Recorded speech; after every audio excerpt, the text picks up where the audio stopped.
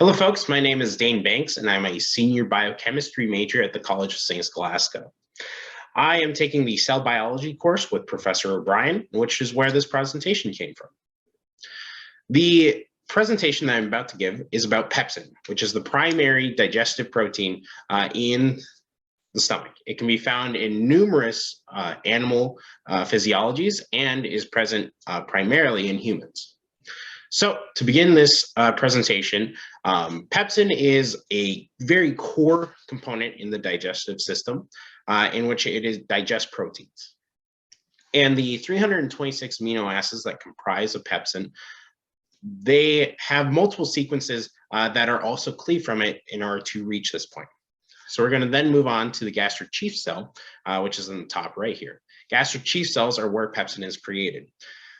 As such, when pepsin is coded for, pre-proenzyme pepsin is then created, and there is a signal sequence that is cleaved to produce proenzyme pepsin. Proenzyme pepsin is then transferred into the ER, which a secondary cleavage occurs to create pepsinogen. Now, pepsinogen is important because it is a stored protein and will be stored in both the ER and Golgi complex until it is necessary and needed. When it is needed, it will be exported out of the Golgi complex into the stomach cavity to later be used. Now, shifting into the bottom right, you can see the stomach acid quadrant.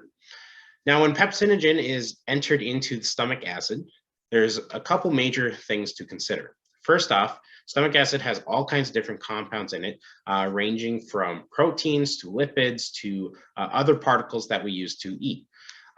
As such, in there as well is hydrochloric acid, water, and a number of other acids as well.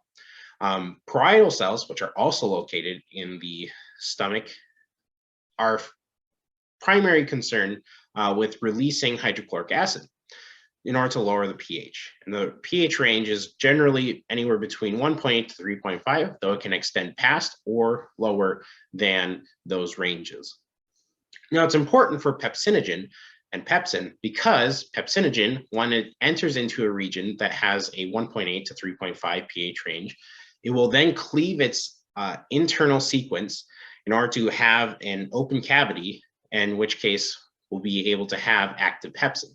Active pepsin, if you look at the top left, which is what the active form looks like, you have the cavity along the right side, which is where it attaches to proteins in order to break them down into their amino acid sequences. Turning back to the bottom right, you can see the pathways it follows.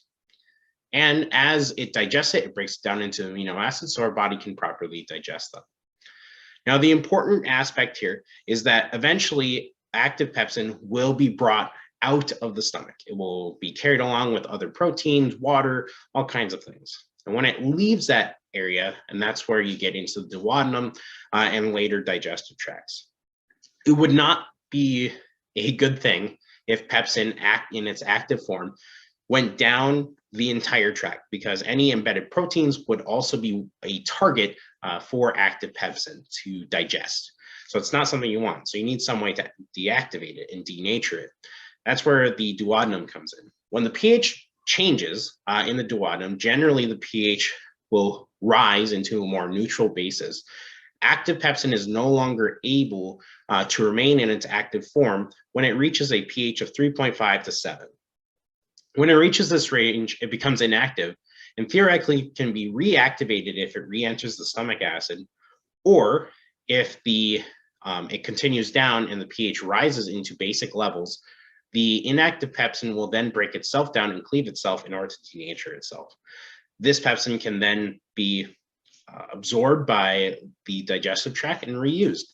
And so you have a damaged pepsin, which you can see in the leftmost square. Otherwise, that is the entire pathway of pepsin. Thank you very much for listening to my brief presentation, and have a great time listening to the other presentations of Scott. Thank you.